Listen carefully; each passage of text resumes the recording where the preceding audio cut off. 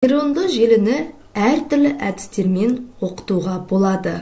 Мұғаліммен, мұғалімсіз, мұғалімнің ішінара қатысуымен, яғни үш түрлі бағытта. Нейронды желіні оқыту нәтижесі бейнелерді кластерлеу болып табылады. Кластерлеу дегеніміз ол топтастыру.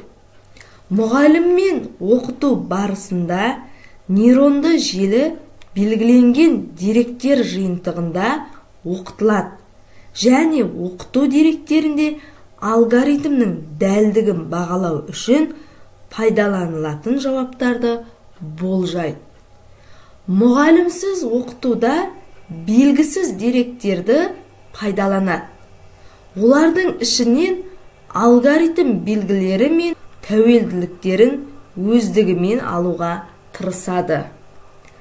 Нығайту арқылы оқыту жоғарыда аталғандардың ортасы болып есептеледі. Ол белгіленген деректерді және үлкен жиынтықты аз мөлшерде пайдаланады. Яғни көп ақпарат болса, соның аз ғана бөлігін қамтиды. Ал оқыту алгоритмді ынталандыру жүйесінің көмегімен жаттықтырады. Мұғаліммен оқыту модельді құрудың барлық кезеңдерінде жаттықтыру үшін белгіленген деректердің толық жиынтығының бар болуын көздейді. Толық белгіленген деректер қорының болуы әрбір мысалда оқыту жиынтығында алгоритм алуға тиіс жауаппен сәйкес келеді. Яғни берілген деректің қоры мол болған кезде соңғы алынған жауаппен сәйкес келуі керек. Осылайша гүлдердің суреттерімен белгіленген деректер арқылы нейронды желіге раушанның қай жерде, түймедақ немесе нәркестің қай жерде бейнеленгенін оқытады. Нейронды желі жаңа сурет алған кезде жауапты болжау үшін оны деректер қорындағы оқытылған үлгілермен салыстырады. Яғни желіде бұрыннан сурет бар болса нейрондық желіде, және оның үстіне жаңа сурет келіп түссе, болжау жасау үшін бұрынғы суретпен жаңа суретті бір-бірімен салыстырады. Мұғаліммен оқыту үлгісі топтау, объектілерді саралау және тану үшін оны одан әрі қарай пайдалану. Яғни мұғаліммен оқыту бұл берілген объектілерді саралайды, қайсы қажет емес екенін және қайсы дұрысырақ екенін тану үшін пайдаланылады. Негізінен мұғаліммен оқыту екі түрлі тапсырмаларды шешу үшін қолданылады. Бірінші топтау, екінші регрессия. Топтау есептерінде алгоритм объектілер тиесілі топтардың нөмірлеріне сәйкес келетін дискретті мәндерді болжайды. Оқытуға арналған деректер қорында жануарлардың фотосуреттері бар. Әрбір суреттің тиісті белгісі болады. Марғау, күшік немесе балапан. Алгоритмнің сапасы оның марғау, күшік немесе балапанмен түскен жаңа суреттерді қаншалықты дұрыс топтастырғанымен бағаланады.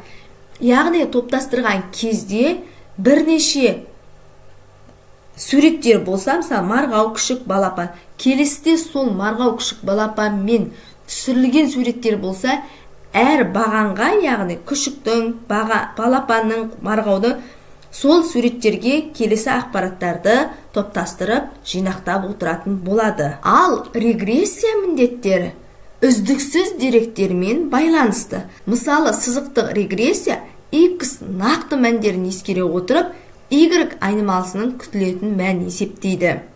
Яғни, біз математикада X және Y өсінде сызықты сызатын болса, бұл жерде X-тің мәні болмаса, Y-те бізде не сызылмайды, айнымалының мәні күтілмейді. Сол сияқты біреу емес, екеуі бір-бірімен байланысты болып жұмыс жасалса, бұл регрессияның міндеттері болып табылады.